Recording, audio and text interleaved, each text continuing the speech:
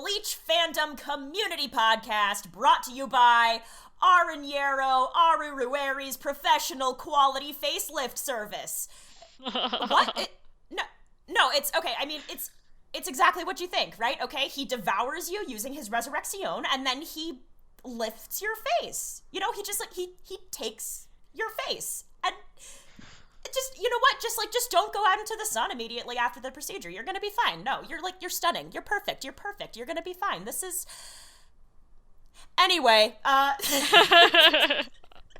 you know what? Take it or leave it, to each their own. Kaien's still looking fine, even after all these years, in my unprofessional opinion. Hey everybody, hello. What's up? My name is Del, and today I'm joined by Lethan. Hey. And we're here to talk about Bleach, because that's what we do. Yeah, I guess. So now that this is my first time trying out the new format, not yours. So you actually, you know what we're doing. So you know that it's probably best if we speed things along and jump right into the recaps, I assume. Yeah. Oh my God, this is gonna take some getting used to. Keep me on track. We will do. Yeah. Okay. Great. Here we go. Take it away. This is episode 155. Rukia retaliates. Release the desperate Kidō. This episode starts with some serious Ren Rookie vibes and light shenanigans with Don Chaka before throwing us back into the fray with Rukia fighting Kaien.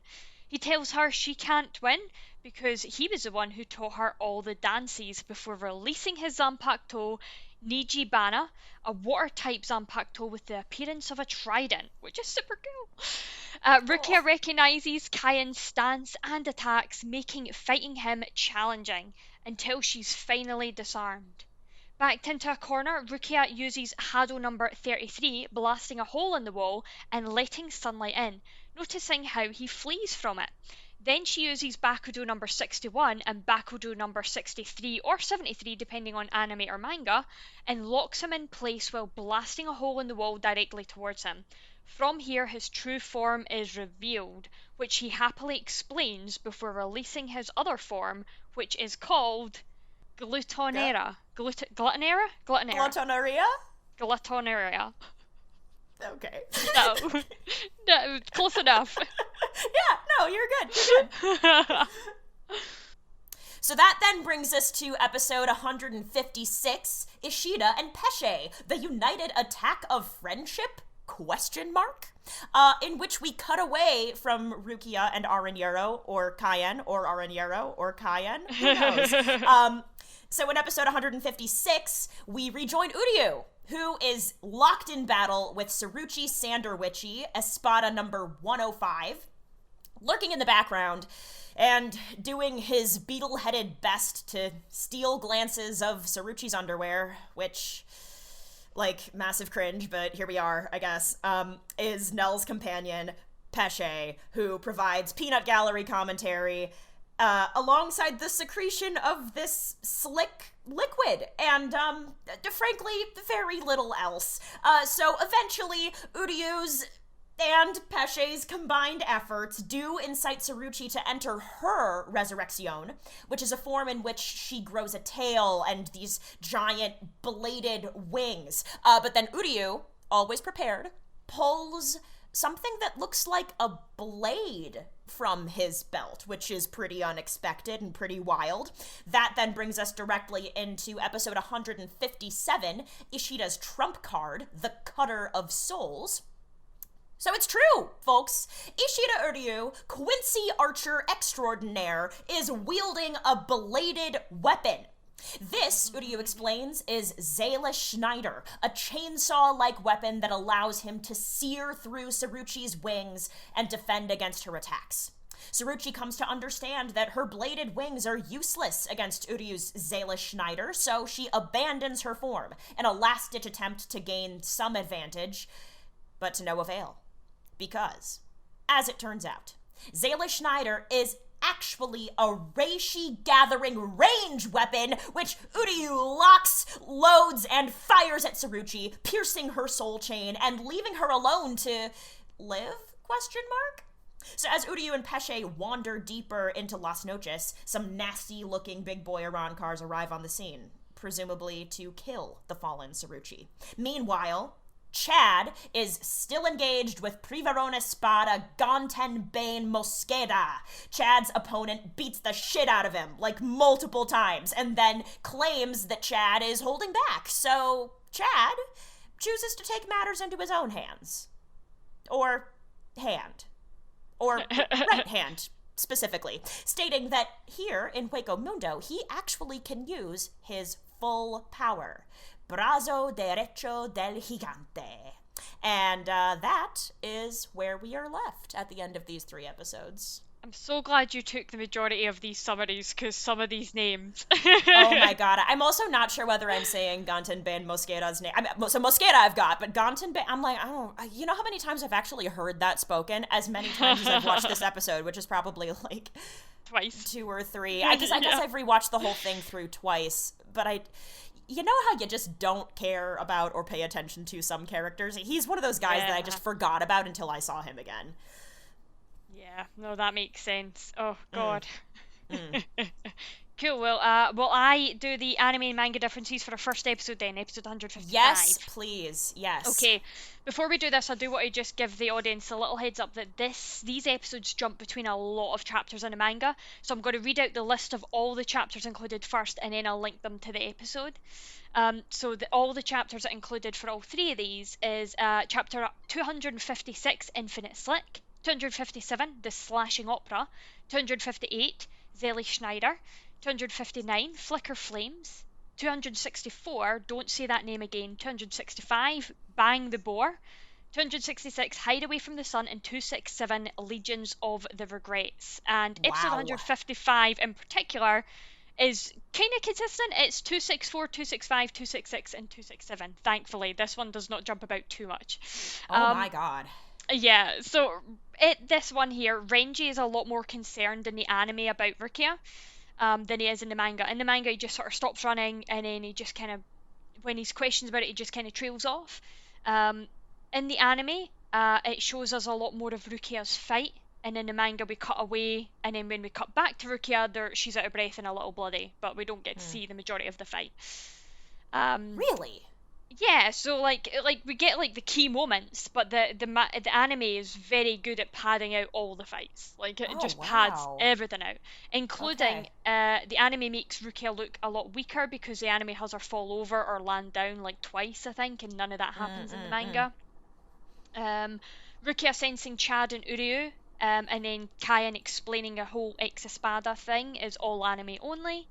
What? Wow. Yeah, that's all anime only, like, because that was touched upon in the manga, like, we got an explanation earlier than that, so we don't need another exposition fair enough. of that. Yeah. Ichigo's scenes with Nell are all anime only, so, like, the piggyback ride. I do want to say that this could be hidden in, like, another chapter somewhere, but I don't think so, because we got the full of Rukia's fight in these chapters, so I don't think so, but I'm confident. I actually liked that. I thought it was like a cool Big Brother moment. It was really cool. Yeah. And the anime has Rukia use Bakudo number 73 incantation, but in the manga it's 63. So she uses 61 and then 63 in the manga, but in the anime she uses 61 and then 73. I'm now looking up what 63 does, because 73 is what I wrote down, because of course I just googled 63. That didn't help me. Although it turns out it's a song in German. So Quincy vibes. Who knew? I love that. Right, hang on. You said Bakudo, right? Not Hado? Yeah, I'm pretty sure it was Bakudo. Okay, cool. Right, let me just doubly check to clarify the manga. Hold on, let me see.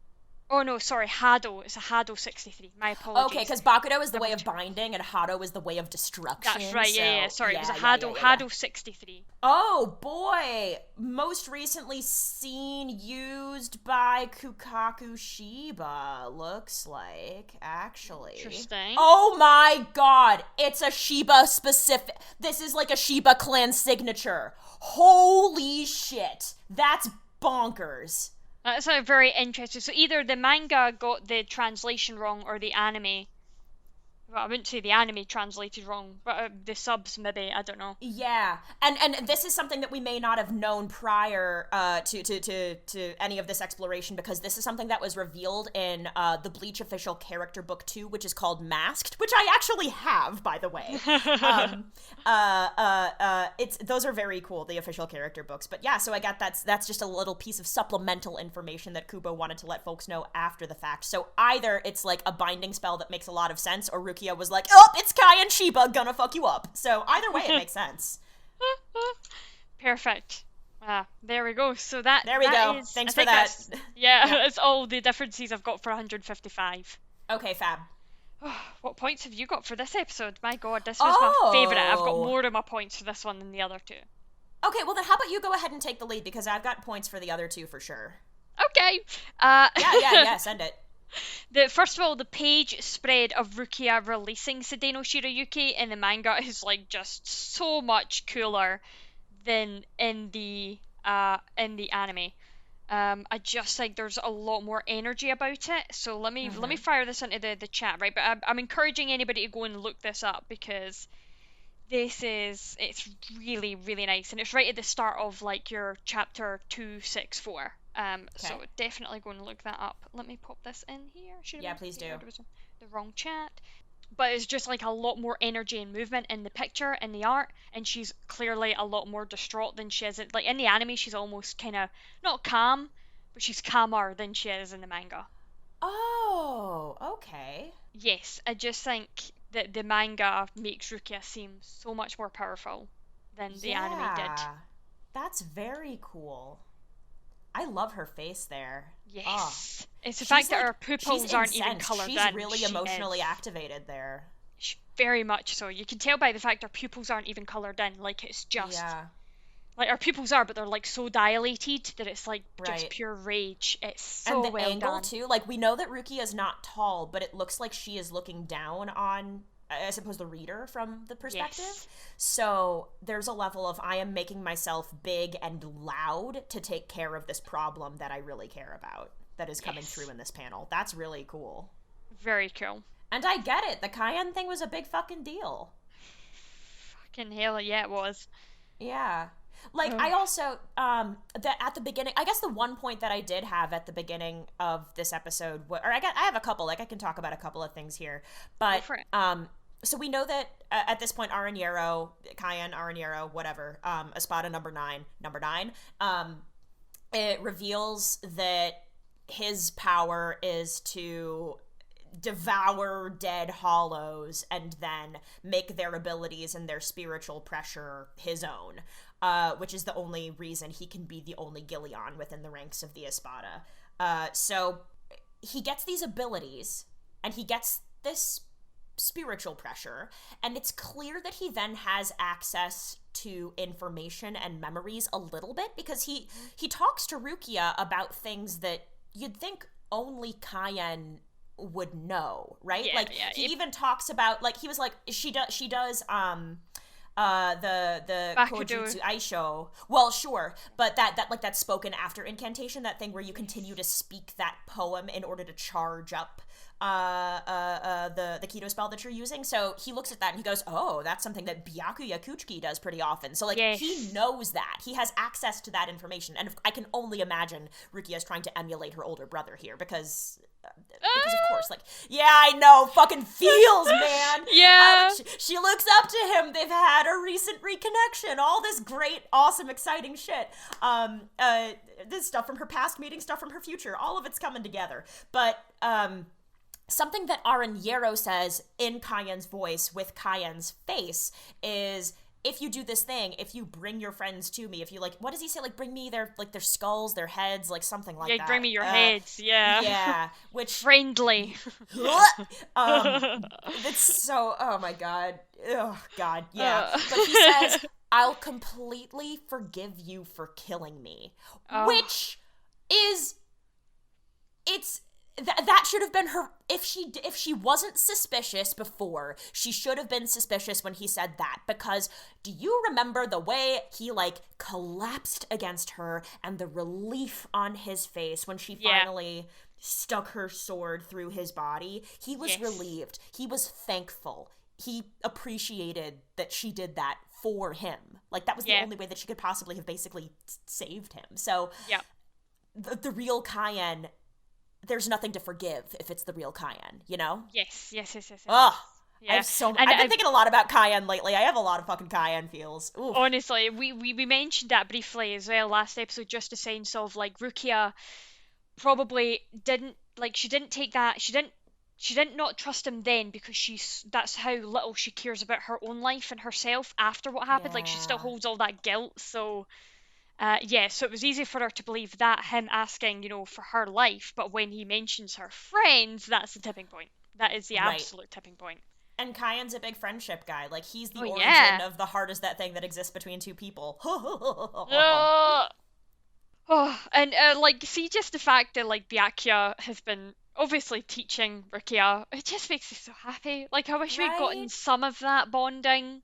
Like, we'd actually got to see some of it rather than it being... That's a missing scene fic if I've ever heard of one. Right?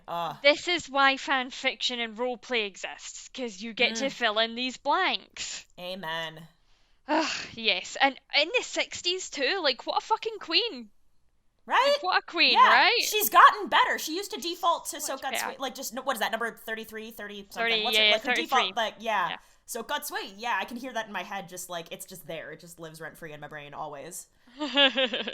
Yeah. And she can do incantationless techniques now. I know! I mean, that could be a little bit of training with Ukitake as well, for all we know. Like, not just her brother, it could be Ukitake too. Yeah, I think that's incredibly likely. Like, I don't know whether that's like, well, frankly, I imagine it's both because they're both Kidō masters, not just experts, but masters. And I feel like incantationless technique is kind of a signature of a Kidō master for the most part. Yes, I agree. And that's why I could honestly, like, into Bleach's future, maybe at some point see Rukia becoming a Kidō master herself. Oh, yeah. Because if you had Ukitake as your mentor and you've got Big Byakuya's big brother, like, it's gonna happen. It's only a matter of when. Yes. So that was just one of my other things. But have you got any points for this? I don't want to do all the talking. I think it was the Kaien thing, and it was, I guess, the only other... Like, I just wanted to make sure that we, like, had a brief conversation about what those dope-ass Kidō techniques Rukia used were, and we did that. So, yeah, like, she has improved, and we as the audience, because of course I'm so like, ooh, what are the systems that make all these things work together? So we get a little bit more insight into how Kidō actually works, which I'm very into. But, yeah, that's kind of it. Other than saying, like, Lethan looks like a butthole, and that's what that is. Just looks like a butthole. I love that, yeah. What did you think of Kaien zanpakuto?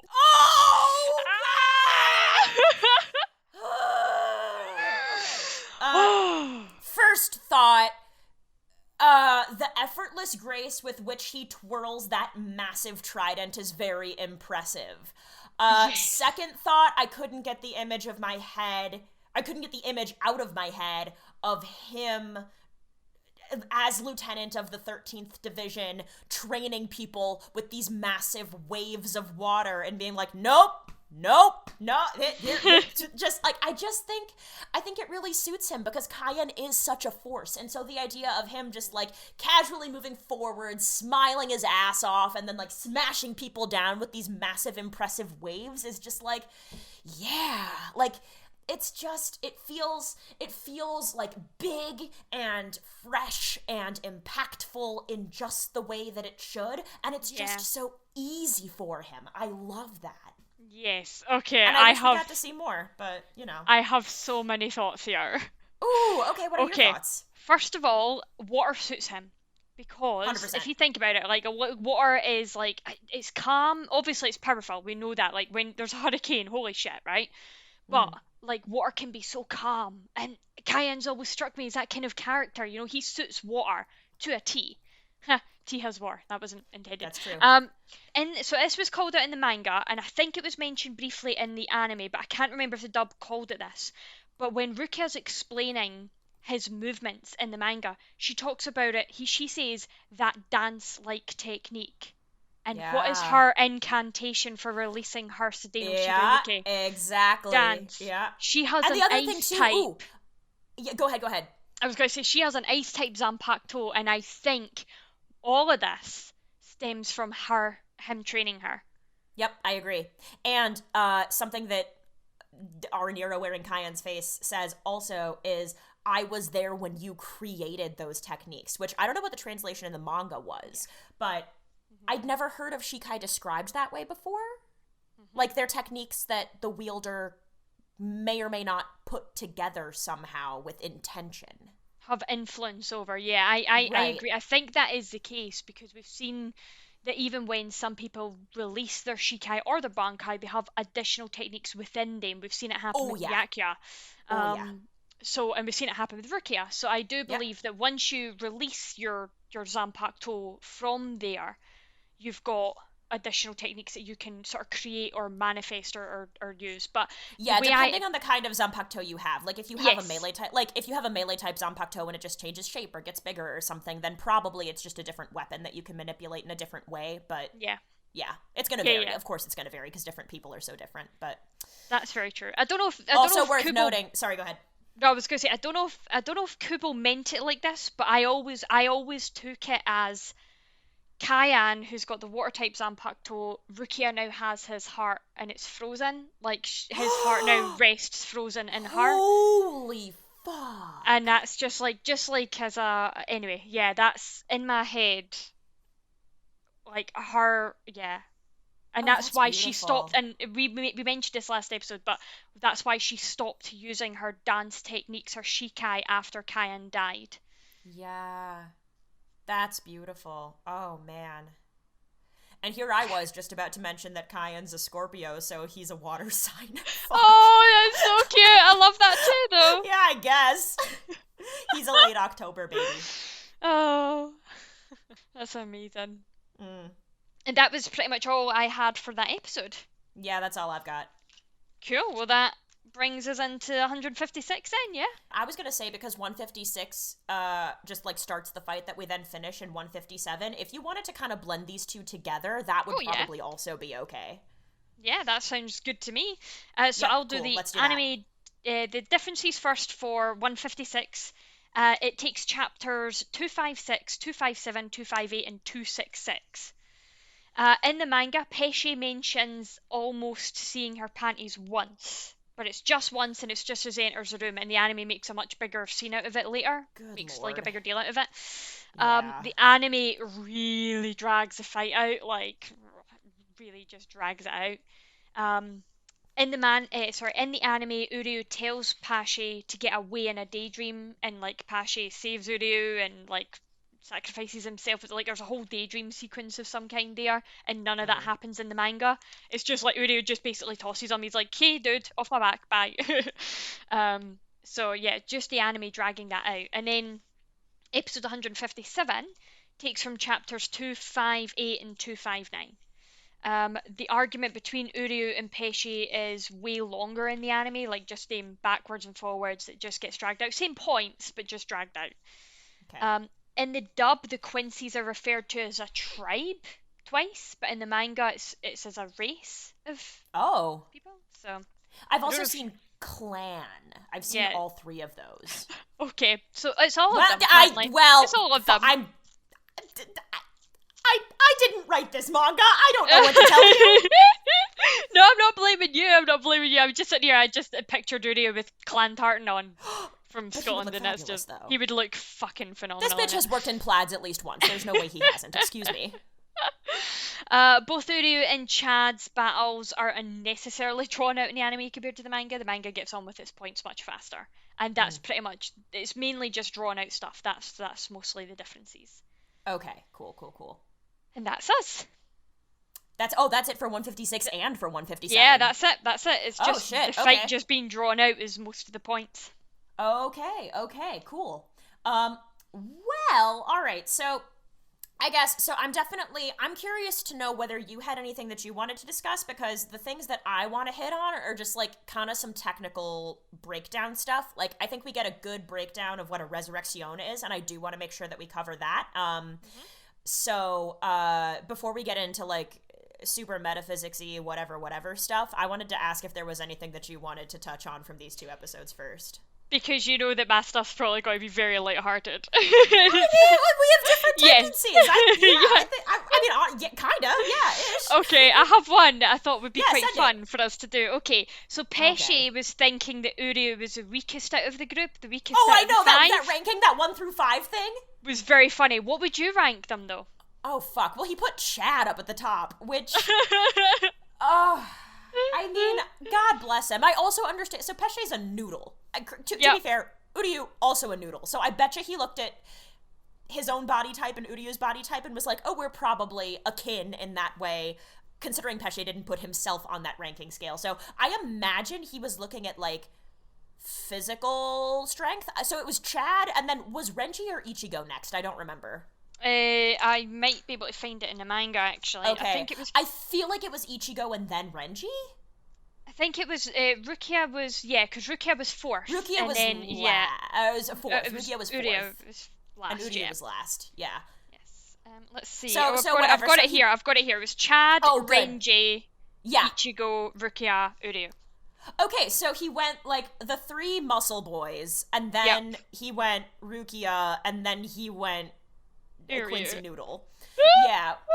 So I'm also like, I don't really know what criteria he was using to make this decision. Are you asking how I would rank them? Yeah. Oh, I guess but see, it's funny, because I guess my default is to think about what if it was a battle royale. Chad, I love you, you're fucked. Like, yeah, I've got Chad last as well, yeah. I think I would put Chad last, and then, honestly, Renji second to last, because we all know Renji can't win a fight by himself to save his life. He can't. He just can't. And I love Renji. And he just charges everything so head-on that sometimes it's to his detriment. Yeah. And I feel sorry for the guy. I think with his type of zanpakuto, I feel like with his type of zanpakuto as well, there's not much more he can do with it. It's not like the water or the ice or whatever where you can change it up. And he's not got the brute strength power that Ichigo has or the holification, which changes it. Yeah, good point. So the fact that he doesn't focus on Kidō is a big weakness for him. And that's where Rukia has him beat. Oh, yeah. Like, if you've got... like, I'm almost like, should he just lean in harder to what he's good at? I'm also wondering whether it was detrimental to him to have learned his Bankai so quickly, you know? Which, granted, Ichigo did the same damn thing. But, I don't know. I have a lot of questions about that Bankai learning technique in general, because we've only seen a few instances of it, and... I guess I find myself wondering what the trade-off is, right? Because you have somebody like Byakuya, who, granted, different kind of weapon. His Bankai is far-reaching and powerful and precise, and I don't think there's any reason to conclude that he learned his Bankai any way but the conventional way, which I assume is after just, like, years and years of work. Yeah. Or even, like, if you look at, like, again, super different energy, but, like, we've seen Mayuri's Bankai as well. I'm just trying to think of Bankai that we have seen.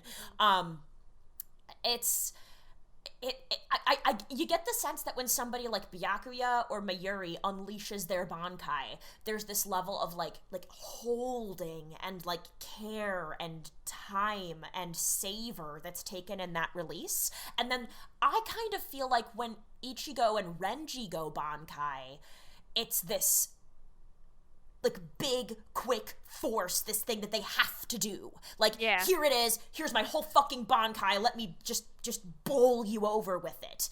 And so I don't know, I continue to have questions about learning Bankai in that way.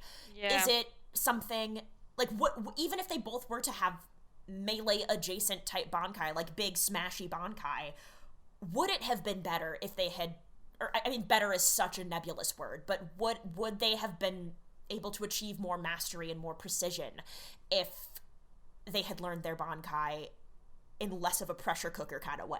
I don't know. Yeah, that's true. Yeah, I never thought about that. That's actually a very good point.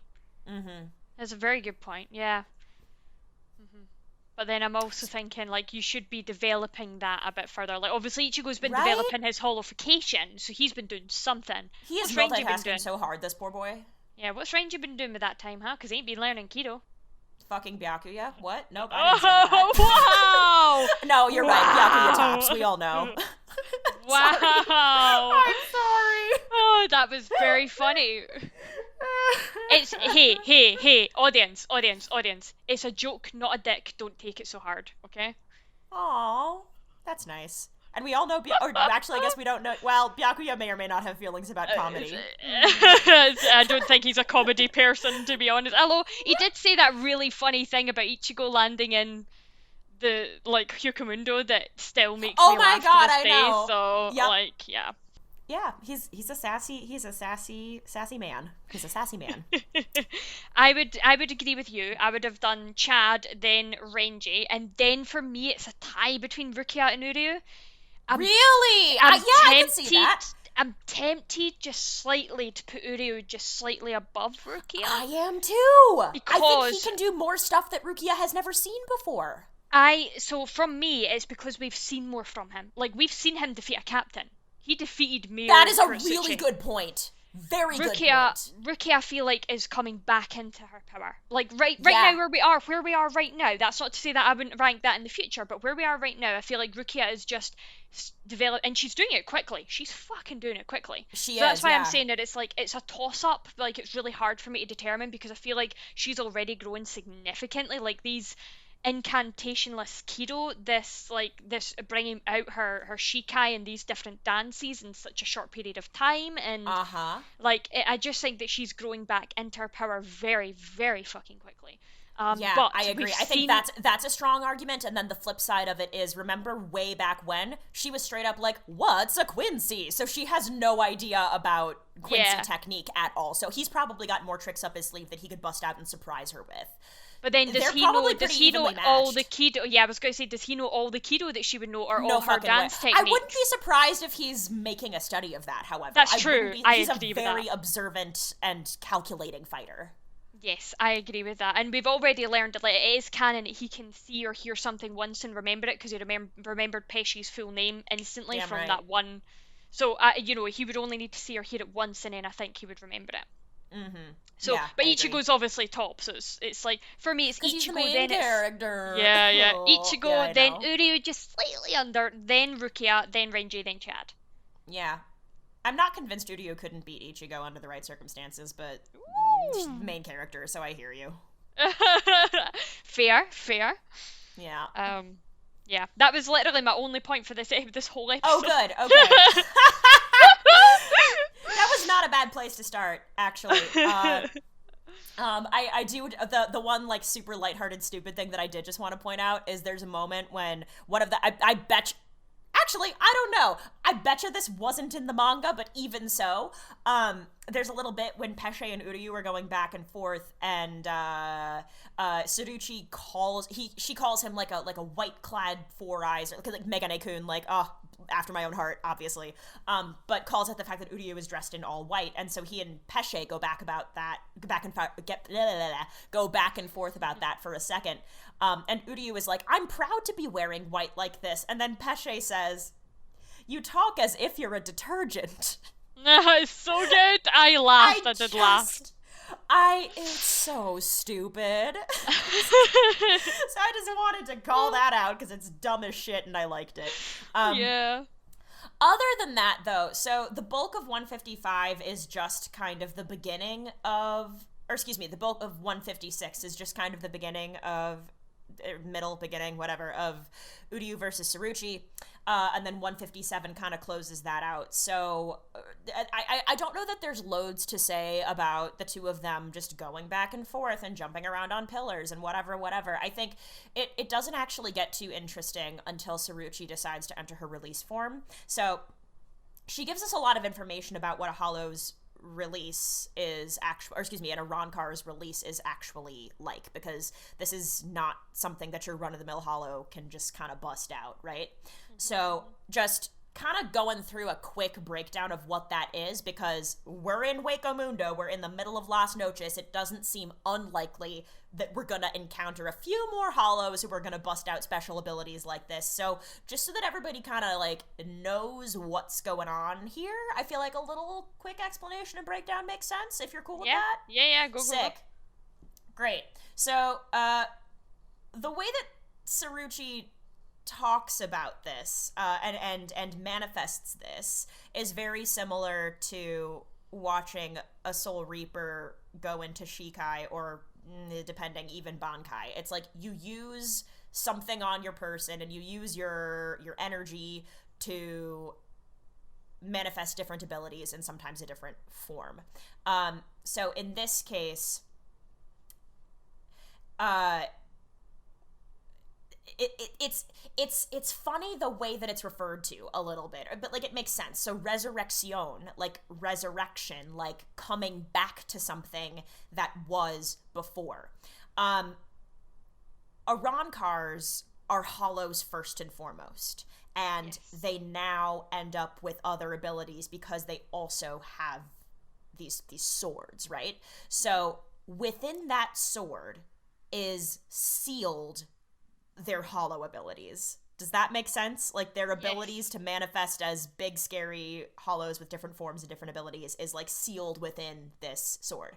Yes. So, in order to achieve this humanoid form, they reseal these hollow powers within this sword. In order to get back to resurrect-ish into the form of their natural hollow form, that's what they're doing when they release. So a lot of the time you'll hear it referred to as like a true form of an Arankar or something like that. So that post-release form tends to be representative of what these Arankar looked like and were like and could do when they were just a straight up hollow without this sealed sword at their side. So in that way,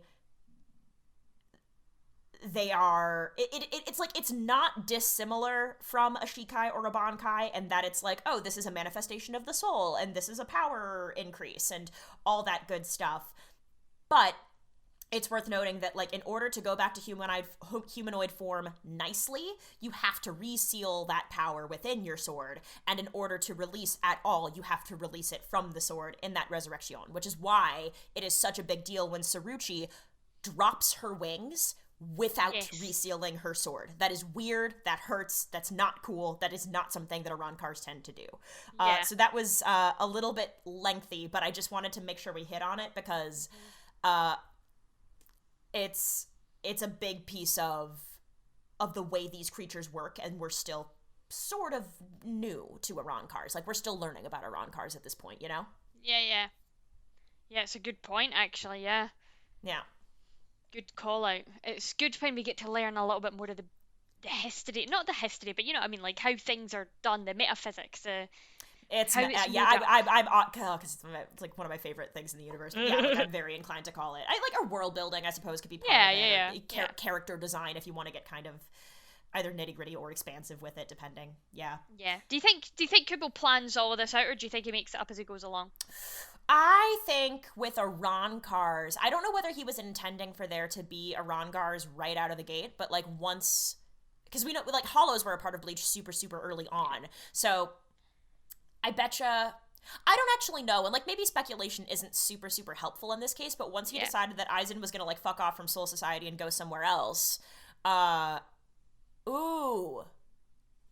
as I'm talking through this, I'm maybe retracting my answer. Like, I guess it depends on how much Kubo knew about the overall plot and about, like, the specifics of Aizen's betrayal, etc., when he was starting out, you know?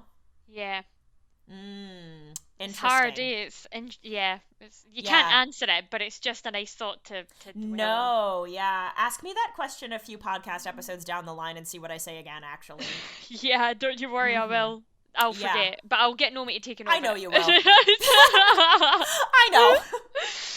Oh, yeah. Memory like a goldfish. But will we just bleed into episode 157 then, since they're pretty much kind of, I think so. I think so. And Frank, I like that explanation and everything is kind of given in 157, I believe, anyway. So, yeah. I put here with a smiley face. Uru has a sword, and then I retracted the statement. I was like, because he doesn't really. I'd started it because that's what the episode had started on, and I was like, oh, he's got a yay, and a smiley face, and then I was like, oh No, never mind. No, And then don't use swords. Then I've put a wee arrow and it says he says it's not a sword, but You but put it a wee is. what? He says it's not a sword, but it is. It looks like one, it acts like one, and yeah, he turns it into It is a bow, a bladed weapon. That is true. You were using it like a sword, dude. Yeah. You know, but that made me think. Like, do you think we would ever meet a Soul Reaper who had a bow like zanpakuto? Ooh, boy, that's tricky. Because we haven't really... I mean, we've met Soul Reapers that have range, but not like a true range attack, have we? I guess that's kind of what Kidō's for. Yeah, you've got Byakuya, and then you had that, I can't remember this guy, but the guy that Uryu fought on top of one of the roofs. He was a seated officer, and he like collapses his. Oh God, that guy that Uryu just completely took away his powers forever. That guy. Yeah, don't remember his name. Was he not related to Jidambo? Was that not Jidambo's brother? Yeah, he was. Brother? You're absolutely right. That was his brother or something, right? Yep. Aye. Ooh, Jirobo? Is that his name? Yes. Google this. I think you're right, because that's ringing a bell. Oh. Because I kept wanting to call him Jidambo. Which means that their names have got to be very close. Oh, he's a 7th division boy. Look at that. Some love for the 7th. Yeah, that's him. That's the younger brother. Well remembered. Thank you. He is also known by the nickname Kamaitachi, which means sickle weasel. Apparently. I think he does actually mention that, doesn't he? He mentions a nickname to do with his sickles or something, because Uryu makes a comment on it. He might do. So he has his zanpakuto like separates into a lot of small whirling blades. They're kind of like a ranged attack, but it's not like a bow or anything like that. No. But I'm thinking like we've seen ranged attacks, so maybe. It would be unusual. That was one of my points. And then the other one is about Chad's fight. So have you got anything else from Uryu's fight that you want to... Oh! Yeah, this can be shorter than the Resurreccións thing, but, like, this episode was full... It was very much of, like, this is my technique, and I will explain it to you. We got, like, a decent amount of that. So just, like, a quick breakdown of what Zayla Schneider is, because it's not a sword, tragically. Just like, and it's very, very clever, which I was also like, really, Uryu? You're that good? Okay, my guy. Where he was like, oh, I can see that Saruchi's bladed wings, so they're wings, but they've got little blades on them, and they're vibrating at a very, very high frequency, which he was able to just pick out. I guess he just knew that, sure. So Zayla Schneider is also a vibrating blade, but it vibrates faster than the wings, and what it actually does, which is quite cool, like, it's not broken, but it's really fucking powerful, is that it actually loosens the bonds between the reishi of whatever it cuts. So, like, this would be so effective against Renji's Bankai now that I think about it. The snake would be fucked. Yeah. So it loosens those bonds between reishi, and also... like a Quincy thing in general is like gathering surrounding reishi in the air, whatever, and then manifesting it in ways that are helpful. So Zayla Schneider specifically gathers up all this fucking reishi, and then because it's actually a giant arrow, he then was able to fire it appropriately and sever that soul chain, because that's what Zayla Schneider does. So, just a quick explanation of like why it looked like a sword for a second. Also, the fact that he had the balls to just like steal from Urahara is so really good. Funny. It's like, so dude, good. It means Urahara let it happen, like, obviously, but still. Yeah. I was also like, hey, Urahara, why do you have these? But that's I thought he neither here said nor he there. stole them from the hospital and Urahara helped, but I don't know if I picked that up wrong. Oh, no, I thought it was like with that... Oh, maybe he stole them from his dad. That's what I thought it was, but Urahara helped when he came in with the whole, like, the opening the portal thing. Right, well, because I think we're happy to assume that underground facility was also built by Urahara. That's my headcanon, and I'm Side note, sticking with another thought that I've had recently is, okay, so Las Noches is really fucking big and super imposing and all that shit. I kind of feel like Aizen flexed that hard making his palace, because he was like, well, I don't know how to make an underground secret space. I don't know how to do that. I don't know how to fucking do that. So I'm just gonna make a big palace. Like, that's just as cool, right? Like, nice try, buddy. I kind of feel like it's a bit that. Oh my gosh, yeah. Anyway, agree that's with all that. I've got for Uryu versus Saruchi. I don't really, I don't have loads to say about the Chad fight. It's still so ongoing, you know? Like, we stopped before that was able to play itself out entirely. So if you have thoughts about that, I would definitely love to hear them.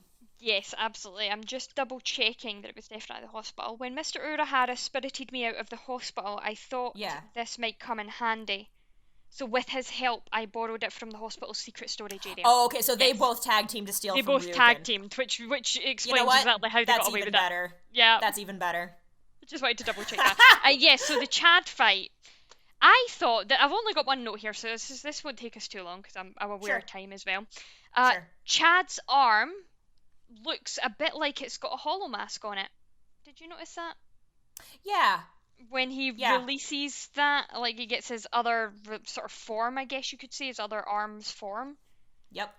It looked like, and I just thought that was interesting because he says that he was reacting to the spiritual pressure in Huecamundo, which we know that Quincy's and Hollows can do, and then his arm happens to have this sort of really interesting design on it, which interesting. Yep. Yeah. And it's also I don't want to just like assume that it's because we know that Chad is part Mexican that he's able to like but like there are undeniable frankly, if it's an accident that Chad is half Mexican and like that the name of his right arm's true form is in Spanish, and then like, oh, by the way, Hueco Mundo is where all of this is happening, and we've got a lot of other Spanish names flying around. Like, if that's a coincidence, then I will eat Urahara's hat. Like, what? Agreed, yeah. That's me. Yeah, I was gonna say, there'll probably be more to say about that once that fight actually plays itself out. I do think it's not uninteresting, I suppose, that Chad is, like, all by himself, poor boy. Oh, bless him. Yeah, he can actually win a fight by himself. I'm sorry. No, hey, you're right, though. You're right. Anyway. Yeah. He's got a good track record. He does. Except for Kuraku, but we knew that a mile away. Excuse me. That doesn't even count. And also, I mean, like, yes, that doesn't count, but then also, like, really? Like, I would say Chad against just about any captain is a tough sell. Yeah. Like, I think most of the captains could take. I can't think of a captain who I don't think could completely squish Chad, frankly. Because Chad doesn't have any top speed techniques, does he? That we've seen anyway. And Chad is also still figuring his powers out in a really major way. Like, we haven't seen a lot of that development yet, and these captains are people who have been working on perfecting their techniques for years and years and years and years. Dude, yeah, Kyoraku went, the better way out of this is to offer alcohol to a minor. So that says a lot. That's funny. I don't think I think when you're that old, though, you stop saying ages. Like, so I don't think he probably really meant it that way. Probably. I mean, for all we know, when Kuraku was last in the world of the living, maybe there wasn't an age limit on any alcohol, for all we know, you know? Oh, God. I have no idea. Yeah, that's... oof. Okay. So, I believe that brings us to our Shinigami Cup Peroxide Edition. Yes? It does, yes. Fabulous. Yes. Okay, so we've just got 2 categories within our Shinigami Cup now. So, right. First up, who wore it best this week? So, I've put the anime wearing its animation budget. We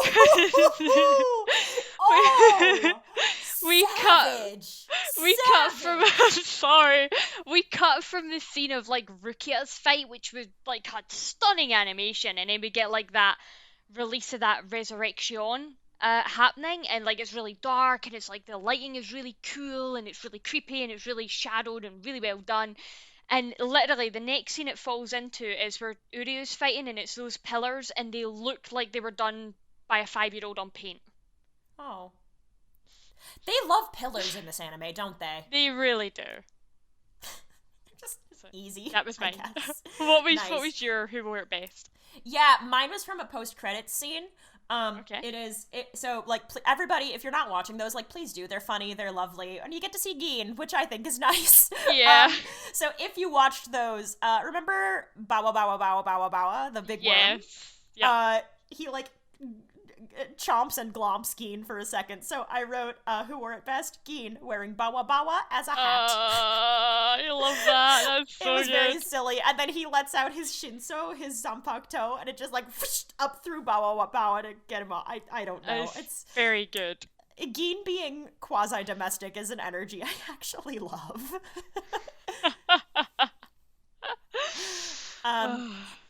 Right. So next we have best ship this week. I have put Uru in lying, taking the sword from the hospital and then saying that he didn't steal it, and the fact that it is a sword. Bending the truth. Allowed, permitted. Mine this week was Rukia and trust in herself. Oh, as she found the strength to attack not Kaien. Right in the heart. Yeah, that's fine. That's okay. Right in the heart. It's fine. Yep. It's the second time in less than 100 years. Let's fucking go, baby. Let's go. Yep. Yeah. Let's go. Cool. Sweet. So that's gonna bring us to our fandom shoutouts now. Yes. So my fandom shoutout is this piece that was done by Kittiemitties on Tumblr, and it was actually done for Uryu's birthday. But I'm posting it now because it is so cute. It's a picture of Uryu basically crying, but like with happiness. Oh, he is sobbing. He's sobbing, yeah. Ichigo, Orihime, and Chad are all hugging and kissing him, and it's so cute. I love this. Oh, because he's just not used to receiving affection. Exactly. Like, how many hugs do you think he's gotten from his dad in the past 15 years? Right. Oh, like none? Right. Oh, I love that. Oh, he looks actively uncomfortable, so I hope he's consenting to at least some of this, but it's very sweet. I like the way his hair falls in his face too. Yeah. Oh, buddy. Mine is a very different energy. I forgot about this piece, but I was scrolling through my old Bleach tagged things on my own Tumblr. And I came across this, and I forgot how lovely it is. So, tragically, I think it's the only piece of Bleach artwork that I've seen from this artist, but it's good enough that I'm sharing it anyway. This is Renji with short hair after a workout, and he just looks damn fine. Oh my god. It's just, and he's got the, cocky smile.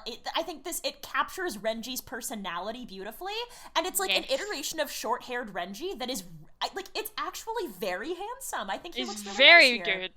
Yeah, so this is from tvpunkzarts on Tumblr, and this person takes commissions pretty regularly. So if you're, they seem to do a lot of, Haikyuu and Boku no Hero, among other things, at the moment, but I'm sure if you're interested and you reach out about something else, that's a conversation that you could probably have. So, yeah, there you go. I love that. I love the short hair. He suits it so much. He actually does, and I wasn't expecting to like it, but here we are. Yeah. I love the fact that he's got the towel to match as well, the dark red towel. Yeah.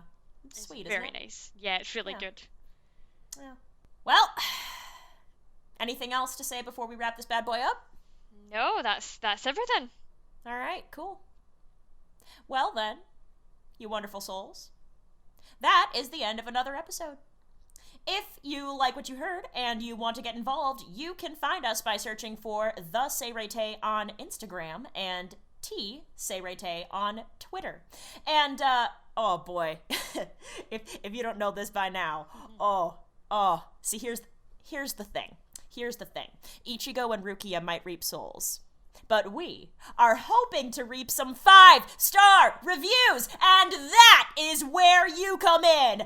Make like our favorite orange-haired protector, and go to iTunes to rate us, review us, and make us feel like #1. And of course, to those of you listening on YouTube, don't forget to be like Chad and give us that good thumbs up. We really appreciate it. On the next episode of the podcast, we'll be covering anime episodes 158, Right Arm of the Giant, Left Arm of the Devil, 159, Yasutora Sato Dies, Orihime's Tears, and 160, Testament, Your Heart is Right Here. We'll see you souls then. Till next time, bye!